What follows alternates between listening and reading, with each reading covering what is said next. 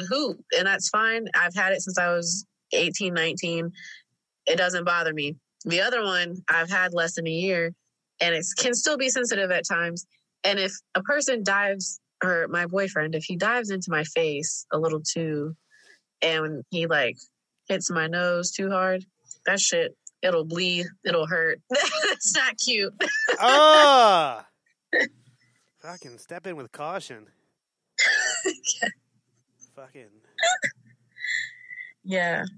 Be careful. I could not. Do you like nipple rings? That was random. Sorry. I know, it's fine. It's fine. I used to be with a girl with nipple rings.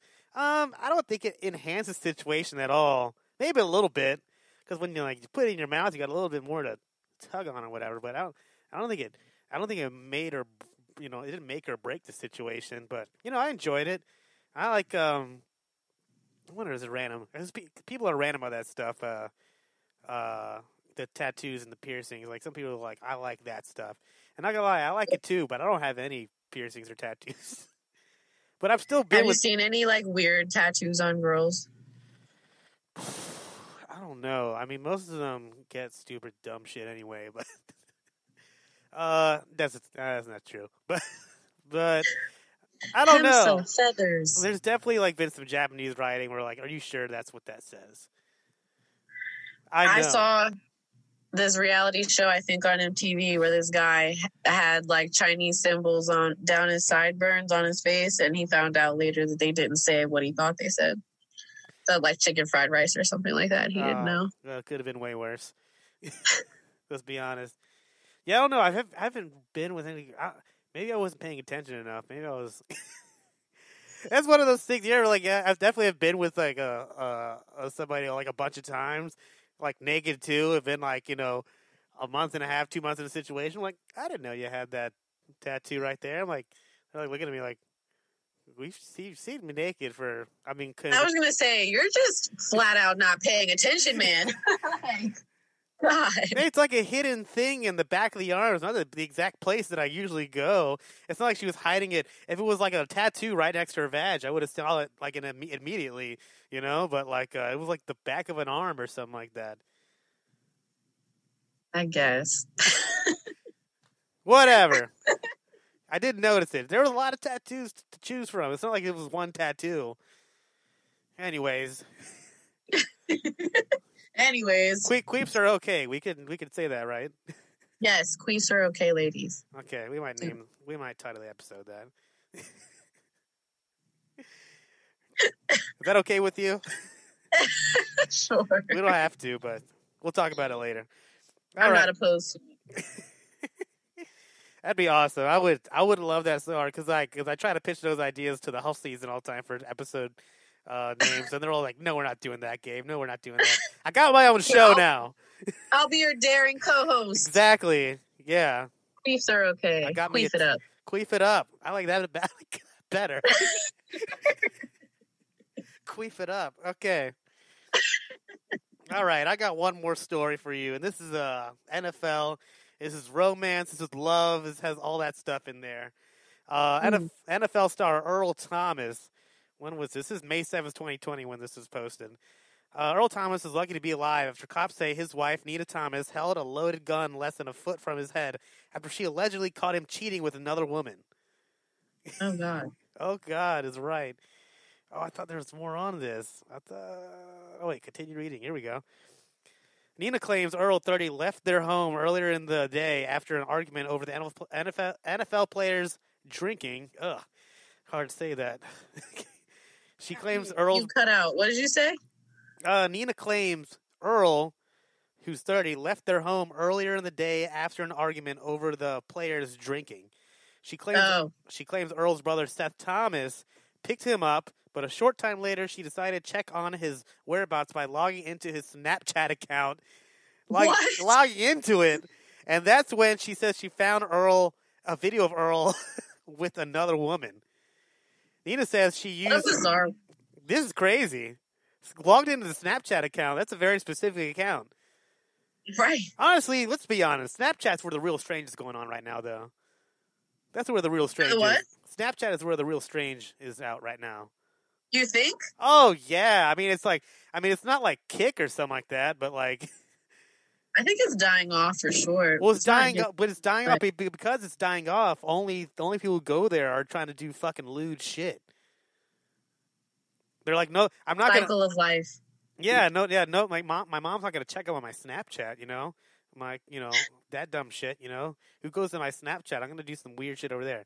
Anyways, Nina says she used Earl's Snapchat account to track his location to a nearby Airbnb rental home, and says she called up 2 other women to help her confront Earl at the pad. And Nina also claims she grabbed Earl's pistol, a 9mm Beretta, in the process with the intention to scare him, in quotes. I was just going to scare him. When the women arrived to the house, they discovered Earl and Seth naked in bed with other women. That's the NFL player and his brother. With how many women? It just says other women. It doesn't say how many. Having an orgy. Yeah, everybody's naked. That's when Nina admits she pulled out the gun and put it to Earl's head, stating that she took out the magazine thinking that the gun could not fire. But cops say Nina was unaware that the gun had a round in the chamber. Cops say one of the women in the house shot a cell phone video of the incident, which they say shows Nina pointing the gun at Earl's head from less than a foot away, and it can clearly be seen that Nina's finger was on the trigger and the safety is disengaged. Fortunately for Earl, cops say the Ravens' defensive back was able to wrestle the gun away from her. Goodness gracious. Cops say the cell phone video also shows Nina striking Earl in the nose before it ends. Cops also spoke with Earl, who essentially corroborated the story, adding that Nina repeatedly hit him while he attempted to take the firearm away. Which, like, you're a huge NFL player. Like, you'll be fine. By the way, she hit me. She hit me first. Yeah. In an interview with Earl's alleged mistress at the scene, she claimed Nina also threatened her and the other women in the house, pointing the gun at them and yelling, "I got something for all you hoes." Britt's clapping right now. I got something for all you hoes. Yes, I'm here for it. The woman claims one of Nina's other friends was carrying a knife and swinging it aggressively during the altercation as well. After speaking with everyone, cops ultimately arrested Nina and both members of her posse. God, this is like the worst like fucking girls trip fucking type of shit ever. You know what we're gonna see? This. I'm gonna throw that out there. I should like get a drop for this, but this is a problem with women supporting women. Sometimes they don't think things all the way through. Like, yeah, let's go get his ass. Grabs a gun. Yeah, baby, he can't tell you nothing. Yeah, wear that dumbass shit too on the way over there. Ass hanging out. Nina was booked for burglary of a residence with intent to commit aggravated assault with a deadly weapon, family violence, and later bonded out. The couple, who has been married since 2016, share 3 children. Share 3 children. That was the end of the article. This article comes from Power 105.1 iHeart, written by Honey German, or Hermaine. Yeah, so, love is still in the air. I thought that was going to go in the direction of her shooting his dick off, but... No, he was like, get that dumb gun in my face. Yeah, it couldn't end so explosive. But they have 3 kids. I'm curious, what else happened? Are they divorcing now? That's all I've heard so far. That's what the article says. When did this happen? May 7th. I don't know who these people are. Maybe I'll randomly follow them on Instagram and try to keep up with the saga. Yeah, he's a Queefin It Up. I'm still laughing at that. Queefin It Up. Oh my god. Yeah, but that's what I got for today. Ooh. It was great hearing from you. Are you going to do any live shows? Like for the live streams, whatever? Do you think so? Like anything, should you? You're a musician. Well, no. Well, I got this job now. I'm happy with it. I got to say, for like and I don't want to be too narcissistic right now, but being out in the working world again, but it being this type of job, kind of a normal job. Not that, there's anything super weird about being a musician or anything, but having an hourly job where, like, when I'm out, I'm out. Like, when you're a musician sometimes and you're an artist, you're constantly trying to sell yourself no matter what. You kind of forget at it, like, your mindset is like you're always on the clock. So, yeah. And that, I didn't realize up until all this stuff happened how much that fed into so much anxiety and stress I had. The fact that I was constantly thinking about ways to get ahead, or thinking about ways to make more money with the music and stuff, which is all good and ambitious and healthy stuff to do. But I never considered taking a second to step back from it all. Even the couple times where I had some vacations, I was still sending emails and texts from a vacation situation. So I can definitely relate. I said the same thing. I feel like my life was just too hectic before this. This was like a pause button. This was like some slow-mo that I needed to show. Exactly. It was just and when there weren't any gigs to be had, so that's not something I'm specifically stressing about. So when when all this stuff happened, when I got another job and everything, I hadn't felt that feeling of just like, when I go in, I do my job, like it's an 8-hour shift, and I clock out, and then I'm out. All that worry about that I had for work at the time is all gone. Right. Which I even when I would step off stage or some sort of thing like that, I would still feel something. I still have money to pick up. There's still, rehearsals. There's still, other people in the band to consider, all types of stuff like that. And not that I dislike any of that, but I didn't realize how much that, just chipped away at me mentally and emotionally, and sometimes physically, depending on what the situation was. But yeah, I just like and now I just have this super relaxed feeling. And when I get back out there, I'm ready. But also, everybody's has to consider when I had to go back into and what I'm doing now is kind of physical labor. And after a month and a half of not like doing shit, like the first week killed me physically. Like the first couple of days took some. I'm all good now, but first couple of days I had to. Oh my god, I think I pulled my back the first day at work. Oh no! I didn't notice until I got back home. Like I kind of noticed, but but until I got home, I was like, oh my god! And I looked up some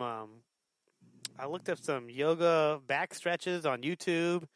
I did them in my living room. I probably look fucking hilarious and trying to do this shit. It helped. I did it now I do it once a week.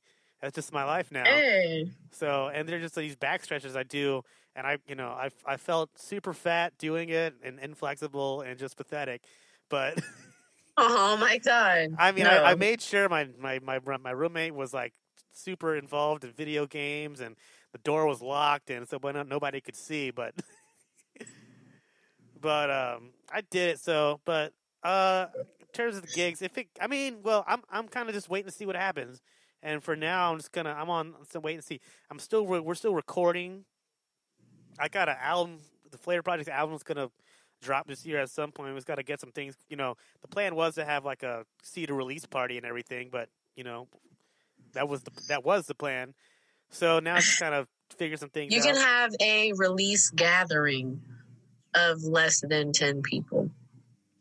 Right? I mean, we'll see. I mean, like, it's kind of cool. Honestly, in a way, it's kind of cool not thinking about distribution and stuff like that, because I don't know, like, when we were doing this, I was thinking about, like, we gotta have T-shirts and CDs and vinyls and all this stuff that you could touch and like, now it doesn't matter as much. It's like, just release it online and save a bunch of stuff on packaging and stuff like that. And also, if we want to, like, if people really feel strongly about it, I guess, like, there's a Kickstarter thing. I'm like, if you, donate this much money, you can get, like, a shirt and CD. If you do this much, you can get, a fucking shirt and CD and cook dinner, and you do this much, they'll get a back rub and all the other stuff, and, Yeah. Well, I'm excited to hear what you are cooking up in the studio. Yeah, we did. We put a song out. The whole season put a couple weeks ago called